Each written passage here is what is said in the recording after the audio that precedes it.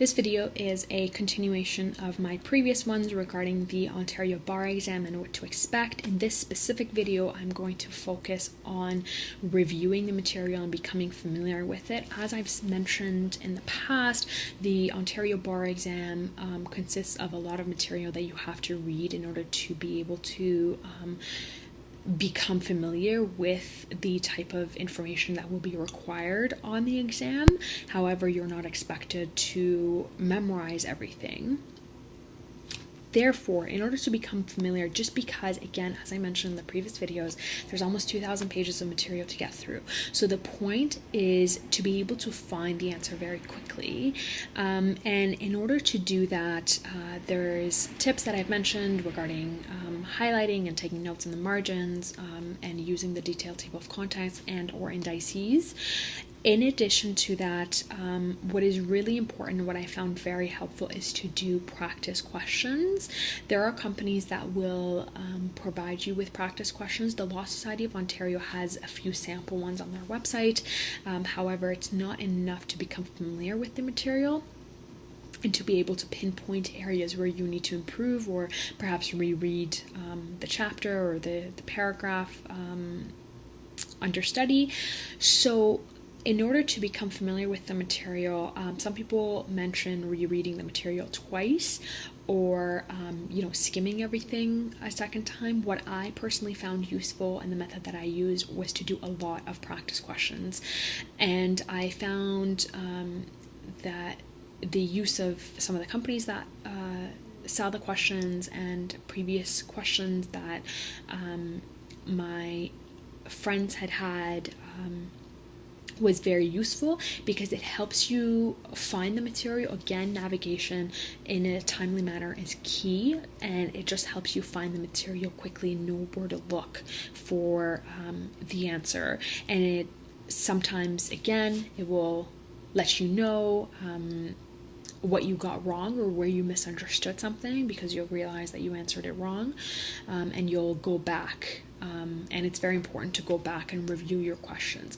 Now, with the practice questions that are provided, I do want to give a word of caution. Again, as I mentioned before, because they are not by the Law Society of Ontario, they are by private companies or individuals who have written the exam and perhaps remember some of the questions that were on the exam. There can be mistakes in the material. Some of it might be out of date. The law may have changed, or there could just simply be a mistake.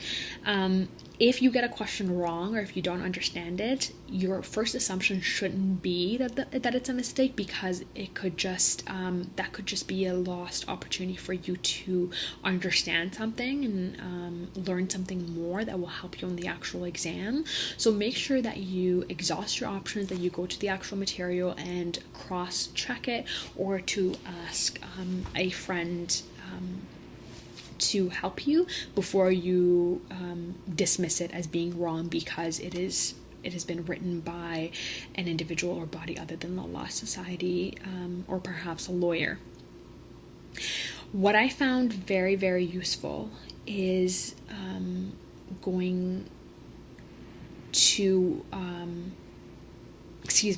it's having a circle of friends that you can rely on, not only for mental support, but also in order to divide up some of the work and just bounce ideas off each other and explain some of the concepts to each other. I found it very, very helpful to have friends who could explain some questions that I did not understand, or through them asking questions, I learned something new. So even if you decide not to create your own indices and have an indices group, it's very useful to have that circle that will be there to support each other. Beyond that, even if you don't decide to create your own indices, there's certain cheat sheets that you can create that will be very helpful. So for example, for civil litigation and public law, which is judicial review, of administrative action. What I found helpful is to make a chart of the courts and what type of issue is within the jurisdiction of which court, which one does the appeal go to on a certain topic, what is, for example, the monetary limit for, say, a certain court. This type of information, you can create a table and save a lot of time if such questions are on the exam. I found that I used the tables a few times. I definitely spent a lot more time making the tables than I did saving time using it, but it was just a matter of level of comfort to have that information was there, that I could quickly navigate through and find it, because the beauty of a table is that it's visual, and you can have arrows and colors and boxes that will organize the material better than if you were to actually go to where the answer is and have to read a paragraph in order to be able to find the answer. What you can also do is there will definitely be documents floating around from upper year students who have done the exam.